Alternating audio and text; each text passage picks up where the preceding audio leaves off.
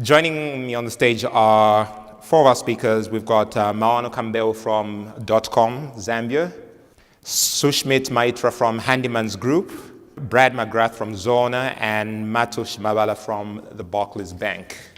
How have the experienced entrepreneurs that we've got here been able to get from what was once an idea to a startup, and now eventually into companies that employ a good number of people and are continuing to grow not only within Zambia, but also growing around outside of the country into the region.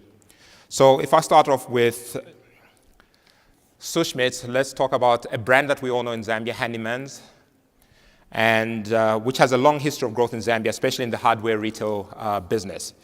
I'd like to believe, or I hear, that you're not only doing the handyman stores that we all know, but there are a couple of other businesses, and that's why you now call yourselves the Handyman's Group. When did you decide to expand, and which industry made sense to you? Part of the Handyman's Group, when we started off about 23 years ago, it was just a single store, and essentially it was a decision of what to grow into. Obviously, synergy with the existing businesses.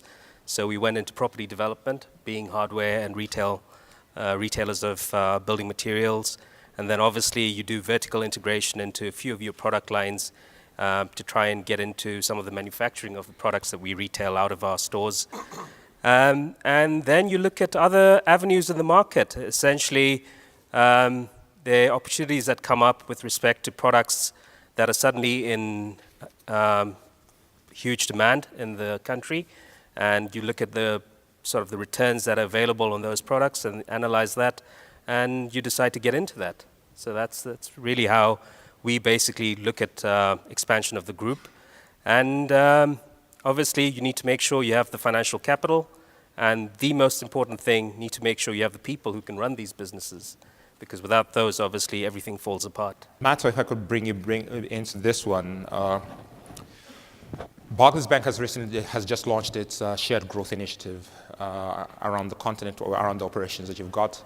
Amongst one of those is the growth of enterprises, supporting the growth of enterprises around. And in relation to Sushmit's points on their decision to expand, in such circumstances, what role does the bank play to support businesses that need to grow? I think first of all, let me just start by providing some clarity that we're all on the same page in terms of understanding when we talk about business strategy for growth and what that all signifies. I think the basic understanding, first of all, is that when you talk about a strategy, you're talking about, for an organization, you're talking about how to get from point A to point B. So you're talking about the way you want to go. You're talking about how you're going to get there and when you're going to get there. I think those are very important components of a strategy. So it's the where you want to be, when you're going to get there, and how you're going to get there. And also defining growth also is very important to understand when you talk about growth can be in different ways. Growth can be profitability, growth by sales, growth by revenue, growth by market share, growth by number of customers, and so on. So that all needs to be clarified in terms of understanding what exactly is it that you want to grow in, how exactly you want to attain your growth.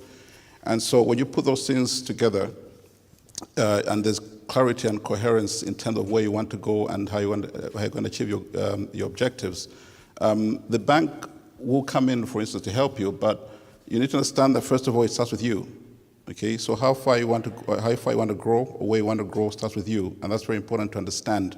When you look at a bank like Barclays today, where it is being a global giant, this started 326 years ago as a small family business, and it's grown to a global giant today. We've been, in Zambia, 100 years, and globally for 326 years. It started as a small little business, family business.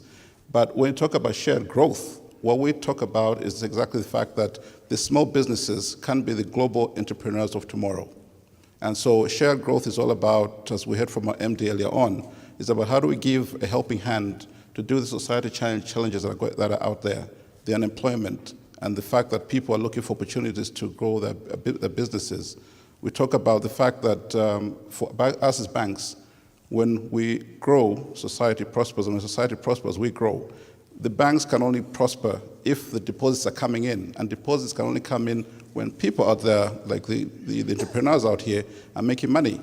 if there's no money out there in the economy, there's no deposits. So for us, shared growth is about how do we use our core businesses, our core competence as a bank to help out the little guy out there, give him opportunities, whether it's enterprise training or enterprise skills training and things like that, funding, and also getting them into the supply chain of the corporate organization. So that's how we look at shared growth. It's one of those where we share the prosperity and say it's in our interest as a bank that society prospers, because that way we also grow as well. Brad, if I can bring you into this, talking about strategy, as mentioned here, was it always the plan to, so you came in like in the noughties into Zambia and started off with, got into the mobile payments game.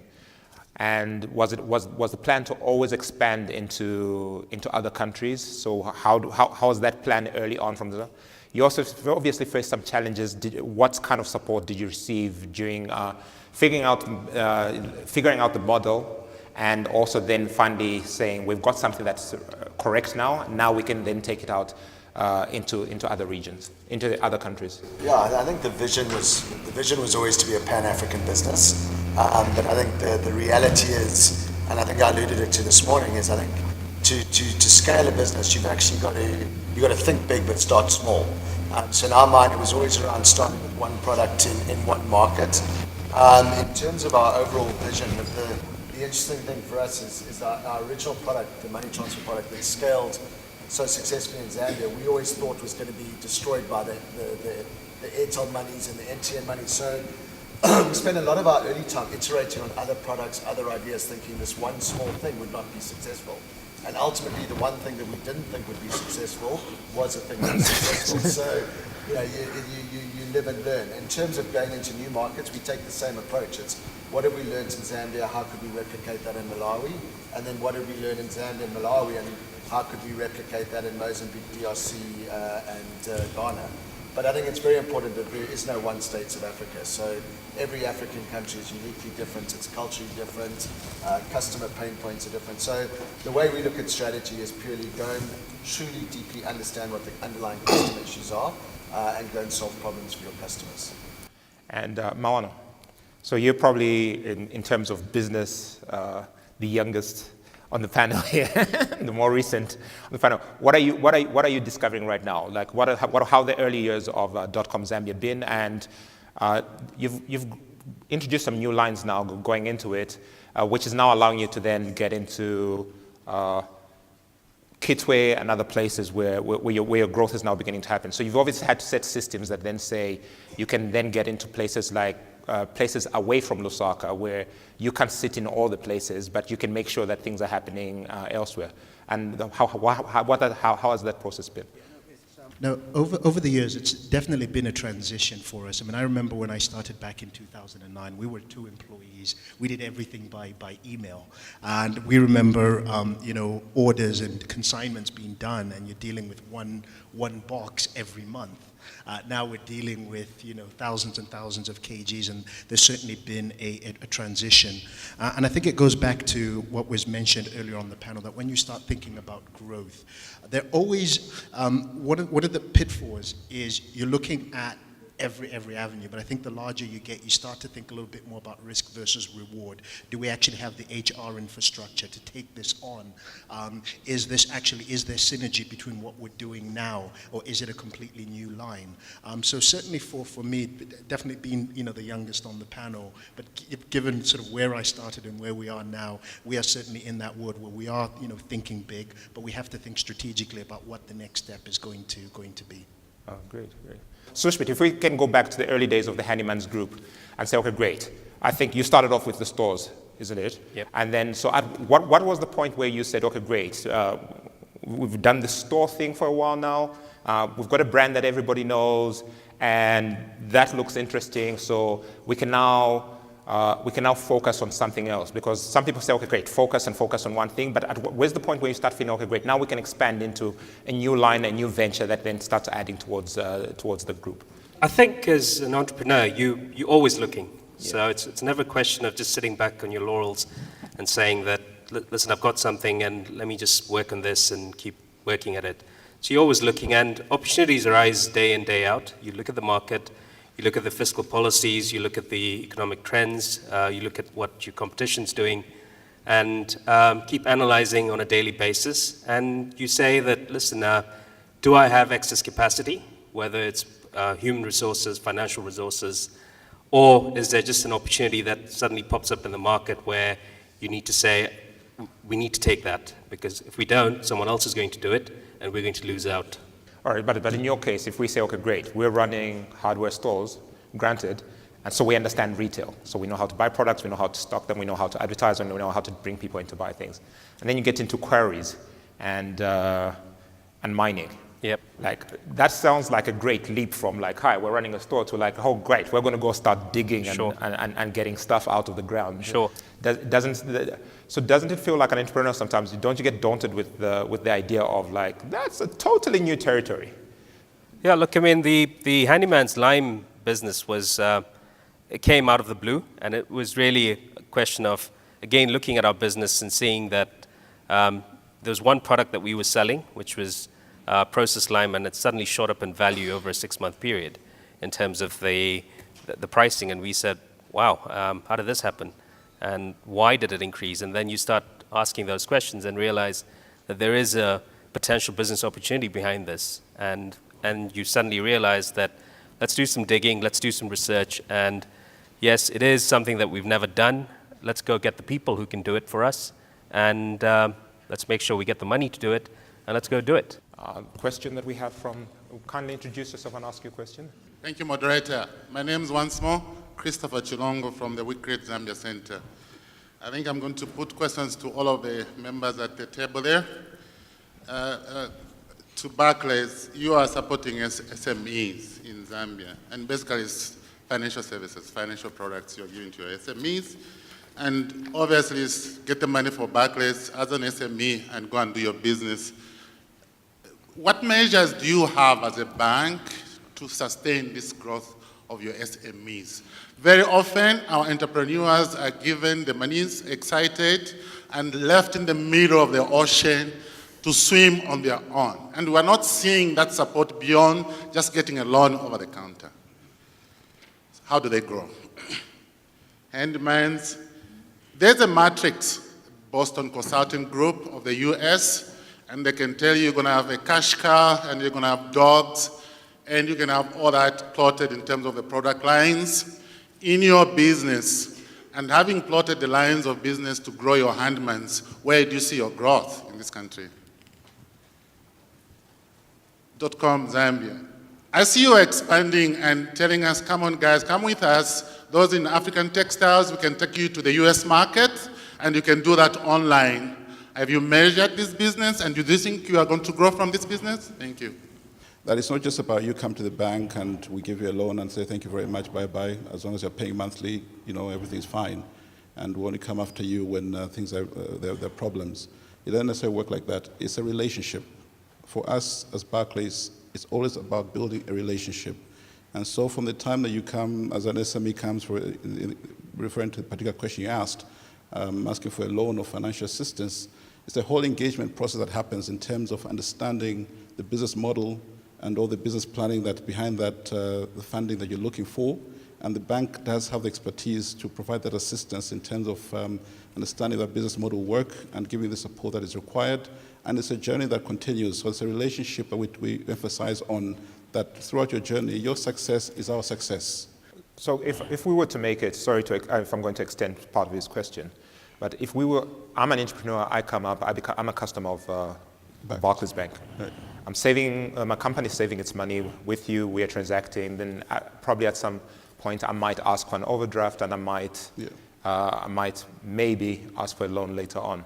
But with the services that were happening, with the SMEs that are now engaging Barclays Bank, how do we define this relationship? Do we get relationship managers, or are we just one of the hundreds of thousands of people that just walk into your bank every single day? What attention do we actually get to make sure that we actually understand what we're doing as we're learning how to also make these commitments towards this relationship we have with you?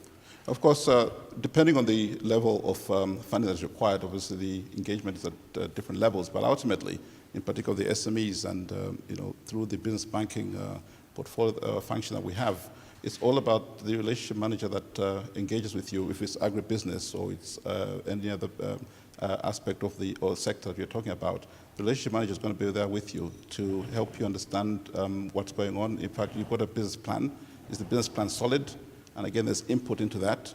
And that's because by the time we commit and say, yes, this is a bankable proposal, we have been able to work with you, understand, and not just desktop kind of discussions. It's also understanding your business model, coming to where your business premises in cases where they may be able to do that, understanding what exactly you're rolling out. And by engaging with you at that level, the relationship managers, we're able to understand your business in a deeper way and also become comfortable. Sushmit, I think there was a question asked from you from the audience. If we can tackle that, then we can get back into this financing question. It's difficult to say where we plan to grow next, because obviously, as I mentioned, we keep analyzing the market. But growth is every day.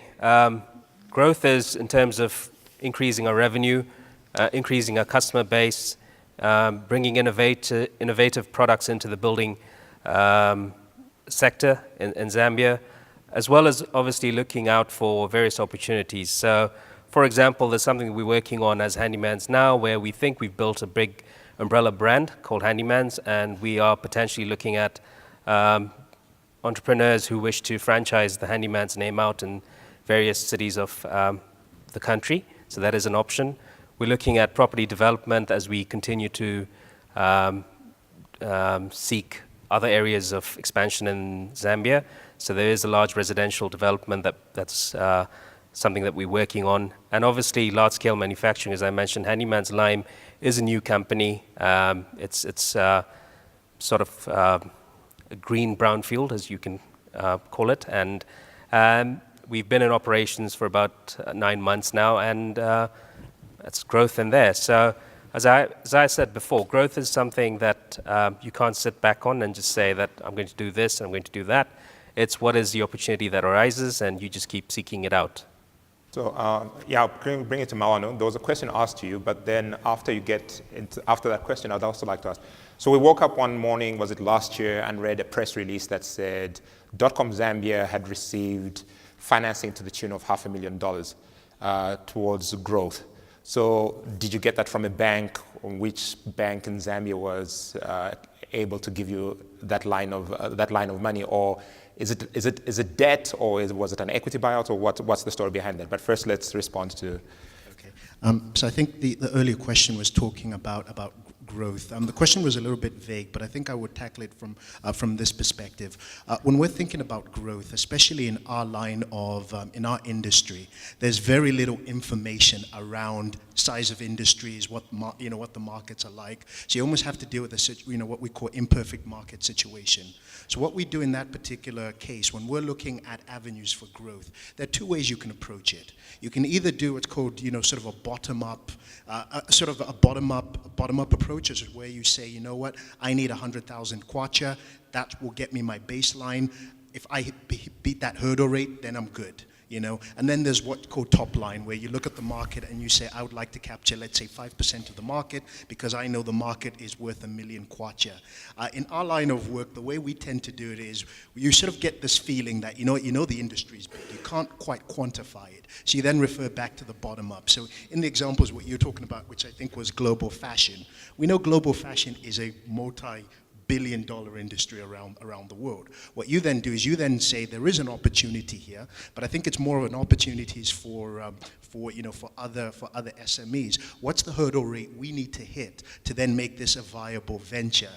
Though that's what I'm saying. Your question was a little bit funny because the example you gave is not what I would consider a true growth strategy for us. It's more of a social enterprise project because we have certain facilities that other SMEs in Zambia can capitalize on. For example, we run a warehouse in the United States. We have a warehouse in the United Kingdom. Why can't we use our supply chain management skills to help create new markets for other entrepreneurs? So that's the way, one avenue of how we look at growth in our space. And in terms of, raising $500,000 last year, I think I would have to agree with Brad here that when you speak to a number of entrepreneurs here in the market, a lot of them just know banks, and sometimes I think banks get a very hard time. True. Because you do have entrepreneurs asking them for things that perhaps they shouldn't really be. With .com, when I started it, I'm coming from a sort of a finance and investment background myself. I knew right off, even when I started .com Zambia in 2009, I knew that it's always about, when you're raising capital, it's about the 3 Ps: people, process, and performance. People is who you are, because investors buy in you. Process is how do you make your money, and then performance is your track record. So there's certain rules that you pick up that for the first 3 years, no bank will actually lend you money. I knew that because I knew I had to build a track record. So I had to do what was called bootstrapping, starting with myself, one other individual. Making, you make that sale, you got to go out and you got to make sale. You make sale, you take that profit, you reinvest it. The only person that invested in me was actually a friend of mine who gave me a $4,000 loan. That was actually the first investment in .com. But by the time we got into the third year of business, at that point, a bank was willing to give me, I think it was the equivalent of about $10,000 at the time, as the first bank loan that we were able to tap into. But that's after you've got 3 years of returns, 3 years of track records to actually show. And then I think in 2013, some angel investors came in as well. People said the angel investment model could not be done here. They said it couldn't, but we managed to do it. And a lot of it was being able to go in and articulating and saying, this is my vision. Do you believe in it? I think I can make you a return on your investment.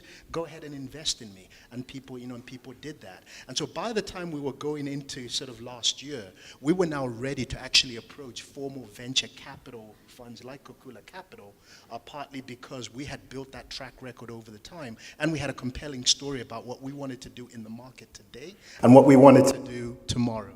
So, and talking in the same vein, processes, if I come back to Brad now. So Zona, you have this thing going on, and then you decide, okay, great, it's working well in Osaka, probably working in other places. How do you then determine, how do you actually draw out a process that then grows out sustainability so that you've sort of got a model that you say, okay, great, if we plant this in another town, if we plant this in another area, we're not rejigging the whole thing, we're actually just probably tweaking it to fit in context. What were the key indicators that you looked out for? I'm sure people is one of them, I guess, attracting the right people, something like that? Yeah, I think from our side, the way we've built our business is always just focus on what our main customer pain points are, find the thing that's the most important thing to our customer, and then just be 10 times better than our competitors at that one thing. To grow and to make that happen, you've got to have awesome people around you, and you've got to have people that are aligned with your culture, aligned with your vision. One of the things we do at Zona is every 90 days we choose 3 business priorities, and then we build our teams around those 3 business priorities. So every 90 days you're in a different team, a different unit, and those 3 or 4 priorities are chosen around what is the most important thing to our customer at that one point in time. I agree with my panelists here. It's about opportunity, and it's about focus, and it's about really just constantly asking yourself how you can deliver value to your customers. And to me, that's all strategy is really. Oh, great. Awesome. Can I just share something quickly before Yes, you go to the next yes, question? Just taking on what was said earlier on about the understanding the size of the industry and how far you can grow and all that. I just want to share a practical experience for me, certainly from the corporate world. I think most of you remember years back, the forerunner to Airtel. It was called Celtel, and I was working for Celtel then. And there are 2 things that really stuck my mind that time that really shows the entrepreneurial spirit and how things can make a difference in a short time. One was the fact, one is that ideas can come from anywhere. If you remember in about 2003 or thereabout, Celtel then had the biggest promotion ever in this country. That's the first time that a company ever gave out a house as a prize. I think you remember that, the winner house. And that gave us a big kick in terms of growing the customer base, because everyone wanted to win a house. It was never been done in Zambia before. But that idea actually came from where an MDO came and said, I want to run a promotion, I want to run a big promotion, what prize can I give out? And everyone was talking about give this, give that, give that. And so we were going around our company asking our people, what do you like to win? What do you like to win? And the cleaning lady said, what I would like the most is a house. That was the cleaning lady. And that's the first time that Celtel gave that, remember the winner house, that was like 2003. Of course, many companies after that are giving out houses as well. But that whole idea came from the cleaning lady in the company, and that gave us a big boost in terms of our customer numbers. The second thing that also stood out for me is we had an MD then, David Venn, some of you may remember him, and we had I think at the time he came, we had 100,000 customers or 200,000 customers, and he said, right from the beginning, I want us to get to 1 million customers. And we said, that's impossible. The shareholder said, that's impossible. Zambia is a small market. You're never going to get 100,000 mobile customers. He said, it can be done. And that shows that when he put his mind to it, and someone made us all believe it, we said, working towards getting to 1 million customers. And it was done. And now, 7, 8 million mobile customers in Zambia? But if you remember that time, because we didn't even scale up for it, we congested the network in the process. You remember, so it was so congested one time, yeah? It was because of that. People never thought we could get 1 million customers, but someone believed in it. The entrepreneurial mind of the MD, the leadership, said we can get 1 million customers, it can be done. And everyone believed in the process, and we worked towards that, and it was done. So just two things, believing in that it can be done, and also that ideas can come from anywhere. Very true. And that, I guess it's important to also stay in touch with your customers, because you always need to know what they're saying. Absolutely. Never lose touch with your base, even as you grow, I guess. Yeah. Great. We have a question. Talking about investments from venture capitalists and the angel investors, at what stage would they be willing to invest in a business? Is it possible for a startup that has not yet developed a track record to acquire investments from these angel investors and the venture capitalists? Sure, anything's possible. But if I could share my story and Yes, maybe please. that can relate is we started just like you said on bootstrapping. I mean, I think I told a story earlier that my first desk was a bunch of bricks from Baleni and a door from Kalingalinga, and that was my office furniture for a year. So I think if you really want to go on a proper entrepreneurial journey, you have to go and focus on your customer. You have to get revenue. With revenue, get cash. With cash, you can bootstrap. You can survive. I think your next progression would be then to look for an angel investor. I think one of the presenters earlier this morning spoke about your favorite uncle or whatever. So I think find someone who trusts you that you can get money from. But importantly, the first person you take money from could actually be a bad thing, because if at some stage then you get a wonderful opportunity because you build your business, you need to make sure that you agree very good terms with them, that you can exit them with them being happy without them thinking they own you. And I think once you then build up traction from an angel investment, you can keep going. So one of the things we did is when we first started the business, we got an advisory board of directors. So not a real board of directors, but advisors. And every month we would produce monthly financials, long before we had a finance manager. Every quarter we would have a board, almost a pretend board meeting with our advisory board, just so we could learn good habits, that we could show our business traction, that we could show we could set targets and achieve targets. So these are all things I think as entrepreneurs you need to own yourself. You can't ask a bank to do it or someone else to do it. These are all steps you can take right now, that when your business does get 1 year, 2 year down the line, and you've got this proven record of hitting targets, getting revenue from customers, you've shown that you can develop a market, you've shown that you can attract good people to come and work with you, then when you go and say to someone, this is my business plan, this is why I'm a credible entrepreneur, and this is why I think you should give me money, you've got a much better chance. But if you go to someone saying, this is my idea, give me money, well, personally, if it was my money, I would want to see you put a lot more effort and a lot more hard work into it before I'd part with my money. I think Brad has hit the nail on the head. The only thing I will add to that, to that question that you asked is really a couple of things. Every entrepreneur has their own journey on how they raised money. There is no, this is the formula, because Brad's formula, my formula, is going to be very different from, let's say, the way Handyman's came about. So do remember that. And then two, we do need to move away from sort of what I call the briefcase entrepreneurs. You write your business plan, and then you think the next step for me is I've got to go and find money. You go to the bank, they obviously say no because you haven't produced that track record, and then you say I'm going to give up. I think if you've got that plan, find a way to execute it, whether you've got to execute it small. And I remember, I think I was at this session last year, and one of the panelists actually got up and started talking to the bankers in the room and started shouting at them because they wouldn't give him a loan to build a hospital.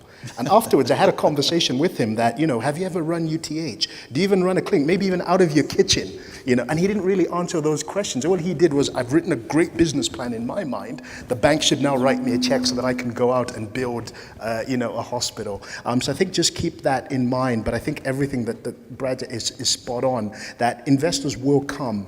And I think there's a process for that. And what you will find is that when it comes to dealing with, let's say, friends and family, the criteria is very stringent. In fact, maybe you don't even need a business plan. You just say, hey, I have a nice smile. I'm your favorite nephew. Give me the money. And that may work. And then as the more money you start asking for, the more scrutinization that comes with. We recently just reached a milestone of 3,000 transactions processed on our platform, and we're in a process where we've proved our business model. Looking at it now, when you're raising money, what things do you think you could have changed, and what things do you regret? Anybody can answer this. I think I would have hired ahead of the curve. I think I always felt that we needed to have the money before we hired people, and then suddenly you get a whole lot of money and you realize that you can't run any faster because you don't have the people to run fast with. So I think if I could have done something different, I would have been braver on that regard. And also congratulations on your 3,000 transactions. Great. The funny thing is, I was actually going to give the same the same answer as well. That I would have actually hired a lot better, because I think once the money did come in, it was almost like a bit of a shock to the system. And then what you're doing is you're playing catch up a little bit to now meet the expectation that creates. Otherwise, yeah, for me, I think it comes down. We always say it comes down to people, process, performance, but never forget the people aspect of your business. For each one of the ventures that people are running in here, what should they look out for, and what should they keep their eyes on as they plan to grow? Well, being the youngest person sort of on this panel, I think one of the things that I've had to deal with a lot is the negativity around not being able to do something. You hear it every day. You can't do this. You can't do that. You're not old enough. I think just remember that it can be done. And if I was to give a practical business tip, I think just really polish up on your finance. Start thinking about things, risk management. You don't have to think about it at a very calculus, PhD type level, but just think about simple things like diversification, planning. We've got August coming up. How's the economy going to impact you? So I think those are the two things that I think I would leave every entrepreneur with as you go forward in your journey. Great, thank you very much, Brad McGrath. I think from my side, if you're starting a business, I think perfect is the enemy of done. So I think too often we spend too much time thinking about something in our head rather than actually getting into the market and testing it. So my advice would be just really go and find your customers, understand their true pain points, and then just act, learn, repeat. Act, learn, repeat. So just constantly just go and try new and innovative things with them. The things that work, you carry on. The things that don't work, you stop. But just keep doing and not just talking and thinking. For me, it would be that if you're starting up, dream big, aspire big, but just remember every step starts with a smaller step. Don't try and take a gigantic leap and fall over. And if you already have a business, don't forget to grow, because without growth, there is no progress in life. I think my final thoughts would be that I think if you're talking about growing, I always talk about when you get on a plane, I like the way they make the announcements. Welcome on this flight to London. Expected time of arrival is whatever time it is, and we're flying at a cruising altitude of 35,000 whatever feet or whatever it may be.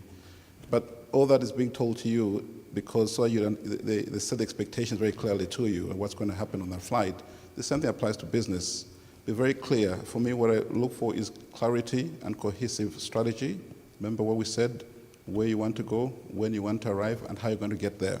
And those things are very important to put in place as a business, the clarity of thought, and understanding also that, I think the entrepreneurs will tell you more, because we're in the business, I'm speaking more from the corporate world, understanding that that vision, that strategy, needs to be cascaded and understood by everybody who's involved. If you've got 2 or 3 employees, they need to understand where we're going and how we're going to get there and when do we expect to get there. It's not just about you alone, but the people involved around need to understand what's involved in terms of the strategy. And the final thought then would be that as the business is growing, You cannot have the same mindset of a small entrepreneur if you become a big entrepreneur. That means that, for instance, certain decisions that you're making on your own, and I think they would speak more in terms of what's happened in their businesses. Previously, I think they were a one-man show, maybe when they started, and you make all the decisions. But at some point, you've got to learn to let go and begin to trust other people as they get involved in the business, because you need to make sure you're nimble as a business, able to still make the decisions quickly, because that's what gives you the edge. And that's what's important. I think most entrepreneurs, make the error of saying, I'm still in control, it's my business. I make all the decisions, I sign off everything. And just a final thought again, going back to the telecom days again, I remember when we were a small company then, a Celtel, someone comes complaining about an SMS that didn't arrive, and they say, I want a refund. It had to be signed off by the finance director. And they, what's the cost of an SMS? 100 kwacha or whatever it is? But as you grow, you realize, guys, we can't do this anymore. Empower the people in the front line, make the decision, make the call. Someone comes and says, I sent an SMS and you guys stole my money. Make the decision. Give a refund there and then. Doesn't need the FD to come and sign off. So those are the kind of things that happen as you transform and transition a business. Thank you. Great, thank you very much. I think Jim Collins in his book, Good to Great, advises people who want to grow great businesses to make sure you have the right people on the bus. We've heard a lot about making sure you have the right strategy, vision, you know where you're going to go, the right processes, and clearly the right people, so the right team working with you to get to where you want to build your company.